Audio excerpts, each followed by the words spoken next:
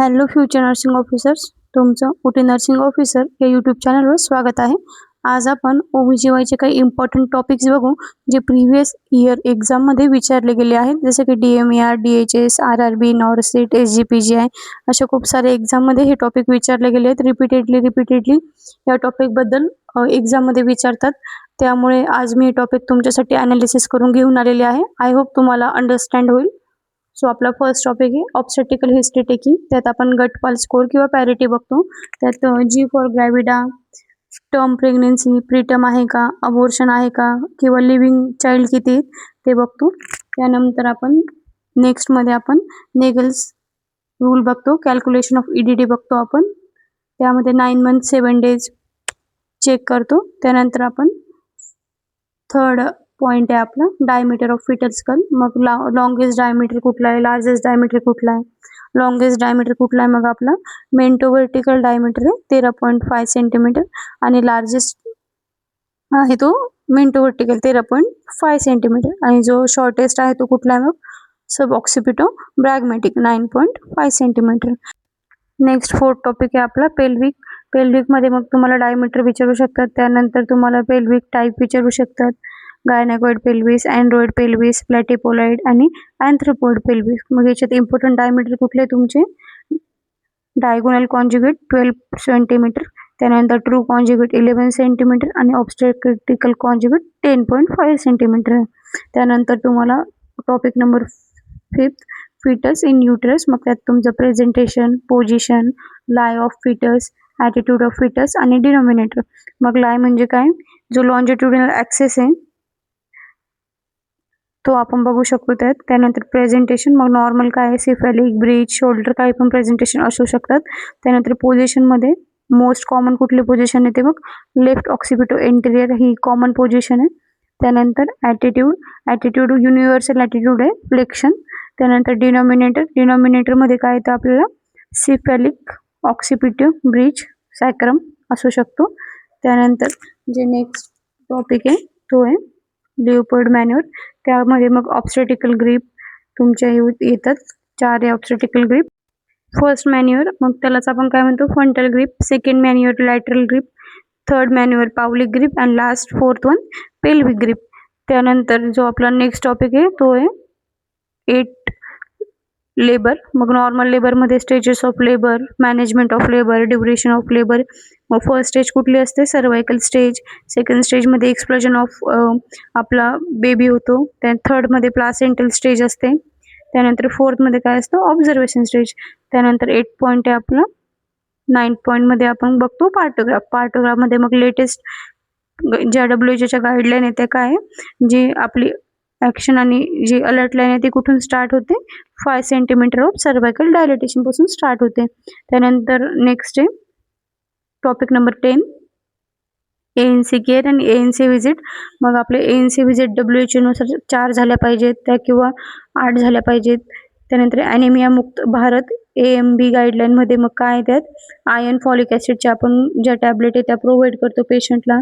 Iron folic ॲसिडमध्ये आपण iron 60 mg elemental iron आणि folic acid 500 microgram देतो आपण 4थ्या महिन्यापासून तर 180 दिवसापर्यंत डिलिव्हरीच्या. देन नेक्स्ट आहे आपलं प्रेग्नेन्सी इन्व्हेस्टिगेशन. मग प्रेग्नेन्सीमध्ये आपण कुठले इन्व्हेस्टिगेशन करतो NST, CST, BPF, AFP, NT scan वगैरे आपण करतो. त्यानंतर NST म्हणजे non stress test, biophysical profile करतो आपण BPP. त्यानंतर आपण AFP करतो अल्फा फिटोप्रोटीन, न्यूरल ट्यूब डिफेक्टसाठी आपण ही टेस्ट करतो.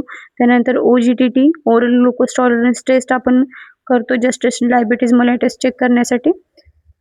देन नेक्स्ट टॉपिक आहे आपलं RH इनकम्पॅबिलिटी. मग आपण RH जी मदर असेल आणि जर फिटस RH पॉझिटिव्ह असेल तर मग आपण अँटीडिरोगम इंजेक्शन कसं देतो काय देतो आपण ते या टॉपिकमध्ये बघायचं आहे. देन नेक्स्ट आपलं प्रेग्नेन्सी इंड्यूस हायपरटेन्शन म्हणजेच PIH मध्ये मग अबाउट 20 वीक्स नंतर काय होतं 140/90 mm ऑफ HG, नंतर प्रोटीनुरिया, प्री इक्लाम्शिया हे सगळं आपण काय कशात बघतो PIH मध्ये. हे पण खूप इम्पॉर्टंट टॉपिक आहे, खूप एक्झामला विचारलं गेलं.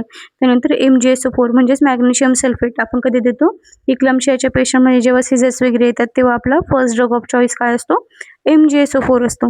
त्यानंतर नेक्स्ट मैचा एमजेसचा अँटीडोट तुम्हाला खूप वेळा एक्झामला विचारतात काय आहे अँटीडोट याचा. कॅल्शियम ग्लुकोनेट हा अँटीडोट आहे एमजेसो 4चा. त्यानंतर आपला मोस्ट इम्पॉर्टंट टॉपिक आहे ॲनिमिया अँड प्रेग्नन्सी. मग नॉर्मल एच बी वगैरे विचारतात तुम्हाला, ते तुम्ही रीड करून घ्या.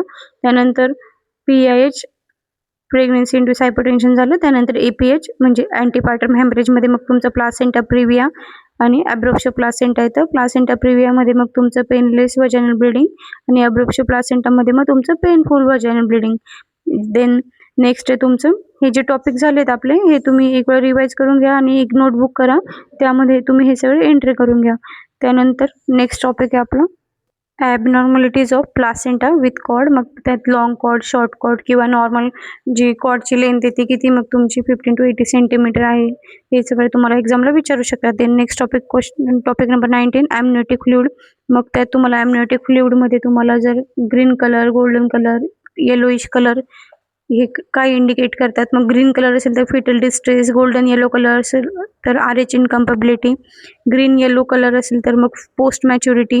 हे सगळे तुम्हाला जे ॲमनिओटिक फ्लुइड बद्दल क्वेश्चन विचारू शकतात. त्यानंतर ॲमनिओटिक फ्लुइडची नॉर्मल रेंज घेते मग 5 to 25 सेंटीमीटर ही काय AFIची नॉर्मल रेंज. मग यात ऑलिगोहायड्रोमिनोस किंवा पॉलीहायड्रोमिनस हे सुद्धा विचारू शकतात. ऑलिगो म्हणजे काय तुमचं मग लेस दॅन 5 सेंटीमीटर जर तुमचं ॲमनिओटिक फ्लुइड असेल त्याला आपण ऑलिगो म्हणतो, आणि मोर दॅन 25 सेंटीमीटर असेल तर त्याला आपण पॉलीहायड्रोमिनस म्हणतो. ठीक आहे. त्यानंतर टॉपिक नंबर 20 अबॉर्शन. अबॉर्शनमध्ये मग ब्लिडिंग वगैरे असू शकते किंवा मॅनेजमेंट विचारू शकतात. MTP ॲक्ट 2021चा जो आहे तो विचारू शकतात तुम्हाला, किंवा MTP आपण कधी करतो, medical termination of pregnancy 24 weeks आहे त्याच्या बिफोर आपण करू शकतो. त्यानंतर आहे टॉपिक नंबर 21 इक्टोपिक प्रेग्नन्सी. मग नॉर्मल साईट काय इक्टोपिक प्रेग्नन्सीची. फॅलोपियन ट्यूबमध्ये ॲम्पुला ही नॉर्मल साईट आहे, किंवा जे फॅलोपियन ट्यूबमधला जो फिटस आहे तो बस्ट झाला आहे किंवा त्याचं अबॉर्शन झालं इक्टोपिक प्रेग्नन्सीमध्ये, तिथे काय कुठली साईन प्रेझेंट असते, मग पुलन साईन प्रेझेंट असते. ठीक आहे. देन नेक्स्ट तुम्हाला विचारू शकतात मोलार प्रेग्नन्सीमध्ये हायडिफॉर्म मोल, स्नोस्टॉप अपेरन्स मोलर प्रेग्नन्सीमध्ये असू शकतात. देन टॉपिक नंबर 23 कॉन्ट्रासेप्टिव्ह मेथडमध्ये तुम्हाला डंपा विचारू शकतात. त्यानंतर तुम्हाला कॉपर्टी. त्यानंतर टॅबलेट्समध्ये तुम्हाला मग मेझोप्रोस्टॉल, मेफिप्रोस्टॉल टॅबलेट विचारू शकतात. Then topic number 24 cord prolapse. Cord प्रोलॅप्समध्ये मग तुम्हाला पोझिशन विचारू शकतात. मग नॉर्मल कुठली पोझिशन देतो आपण, नीचेच पोझिशन देतो किंवा टेंडरलंबर्ग देतो, किंवा मॅनेजमेंट काय करतो हे सुद्धा तुम्हाला एक्झामला विचारू शकतात. देन जे नेक्स्ट आहे तुमचं इन्स्ट्रुमेंटल डिलिव्हरी. मग इन्स्ट्रुमेंटल डिलिव्हरीमधले कॉम्प्लिकेशन विचारू शकतात, व्हॅक्यूमचं प्रेशर विचारू शकतात. ठीक आहे. देन नेक्स्ट टॉपिक आहे टॉपिक नंबर 26 प्युपेरियम पिरियड. मग नॉर्मल प्युपेरियम पिरियड किती 42 डेजचा असतो, म्हणजे 6 वीक्सचा असतो. त्यानंतर मग त्यात लोकिया असतो, lochia alba, lochia rubra, lochia serosa, हे सगळे जो तुम्हाला तिथे दिसून येतात. देन नेक्स्ट आहे Chadwick sine, जॅकमर sine, हेगर्स signs, ऑसेंडर sine, याचे सुद्धा तुम्हाला क्लासिफिकेशन विचारू शकतात. देन नेक्स्ट टॉपिक आहे important physiological changes during the pregnancy. मग त्यातच तुम्हाला हेगर्स, जॅकर्स आणि चार्डविक साईन विचारतात. देन नेक्स्ट टॉपिक आहे 28 टॉपिक. त्यात ड्रग्स विचारू शकतात तुम्हाला. पिटपॅट पाहिजे तुमची ड्रग्स. PPH मध्ये मग बीटामेथेझॉन, ऑक्सिटोसिन, MGS4, प्रोस्टाग्लँडिन, इंजेक्शन पॉज, त्यानंतर ॲनेस्थेशिया वगैरे हे सगळं तुम्हाला माहीत पाहिजे. देन त्यानंतर तुम्हाला डिसऑर्डर ऑफ मेन्स्ट्रुएशन, मग त्यात PCOD, फायब्रॉइड, त्याचे टाईप्स सगळे माहिती पाहिजे. त्यानंतर लोकिया. त्यानंतर टॉपिक नंबर 31 मध्ये vaginitis, infection causing bacteria, normal pH of vagina किंवा डिसऑर्डर.